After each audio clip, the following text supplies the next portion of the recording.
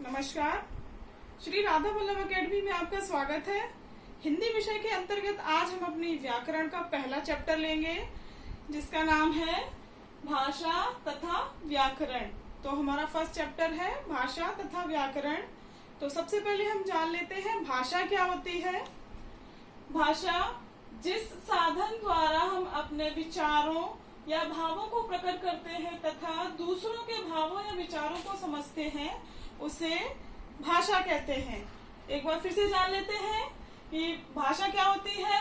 जिस साधन द्वारा हम अपने विचारों या भावों को प्रकट करते हैं तथा दूसरों के भावों या विचारों को समझते हैं उसे क्या कहते हैं, उसे भाषा कहते हैं। मतलब जो व्याकरण के अंतर्गत हम अपना फर्स्ट टॉपिक ले रहे हैं भाषा, तो वो भाषा तो मुख्य होती ही है मनुष्य के अंदर।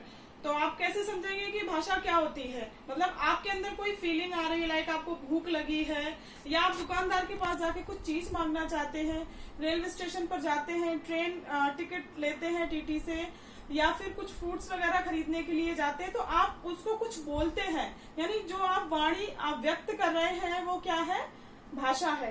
और भाषा के कितने रूप होते हैं। भाषा के दो रूप होते हैं, एक लिखित और दूसरा मौखिक।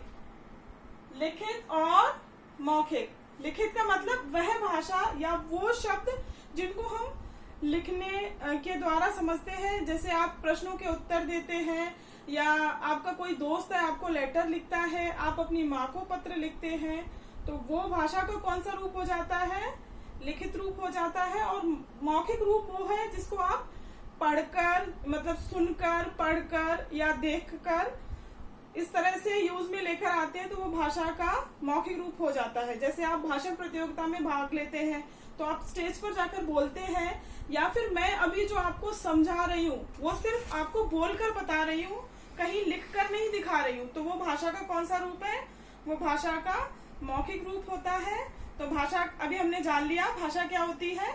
अपने भावों या विचारों को व्यक्त करने के लिए, या फिर दूसरों के भावों या विचारों को व्यक्त करने के लिए, या उसको समझने के लिए हम जिस लिखित चीज का यूज करते हैं वो क्या कहलाती है, भाषा होती है। और भाषा के कितने रूप होते हैं। भाषा के दो रूप बताए मैंने अभी आपको, एक लिखित और दूसरा मौखिक। अब हम भाषा जो होती है वो किसी न किसी लिपि के अंतर्गत आती है। जैसे हमारी भाषा क्या है, हमारी मुख्य भाषा हिंदी है, और इसी तरह से विश्व भर के सारे देशों में लगभग कोई ना कोई भाषा होती है। तो वो जैसे हमारी राष्ट्रभाषा हिंदी है, चीन की चीनी है, और जापान की जापानी है, फ्रांस की फ्रेंच है। तो इसी तरह से लगभग पूरे विश्व में 6000 भाषाएं बोली जाती हैं। उनमें से एक हमारी हिंदी भाषा है। और हिंदी भाषा के अंतर्गत भी, यानी कि ये तो एक देश की भाषा होगी, लेकिन हमारे भारत में कितने राज्य हैं, जो हमारा भारत है कितने राज्यों में विभाजित है, वो 29 राज्य है और 9 टेरिटरीज है। तो उनमें जो भाषा यूज होती है वो क्या है, वो बोलियां हैं, यानी लोकल लैंग्वेज है, राज्य स्तरीय भाषाएं हैं। और इन सबको जोड़ने के बाद जो लिपि निकल कर आती है उसको हम राष्ट्रभाषा कहते हैं।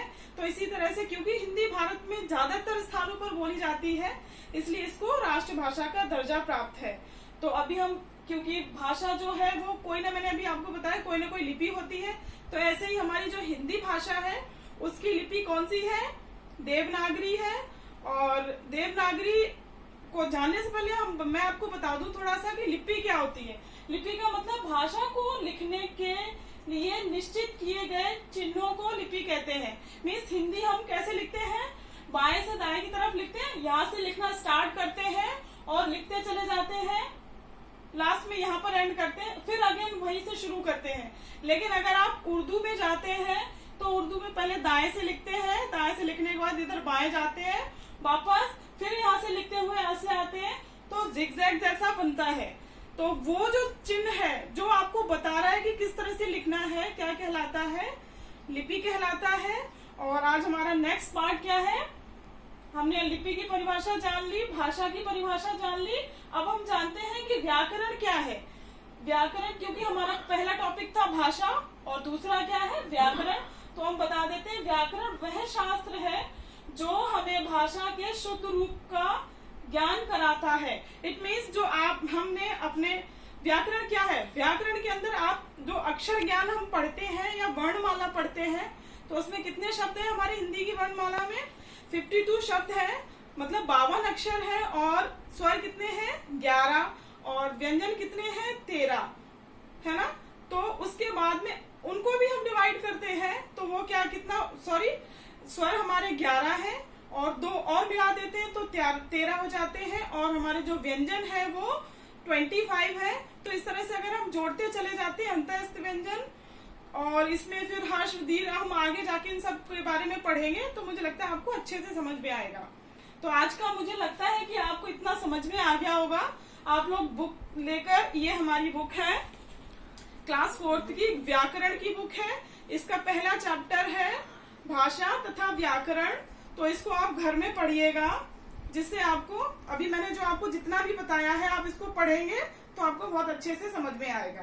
तो इसके साथ जो कुछ भी फिर आपको दिक्कत आती है, तो हमारी सैटरडे की क्लास रहती है डाउट के लिए, तो आप उसमें मुझसे पूछ सकते हैं। नमस्कार।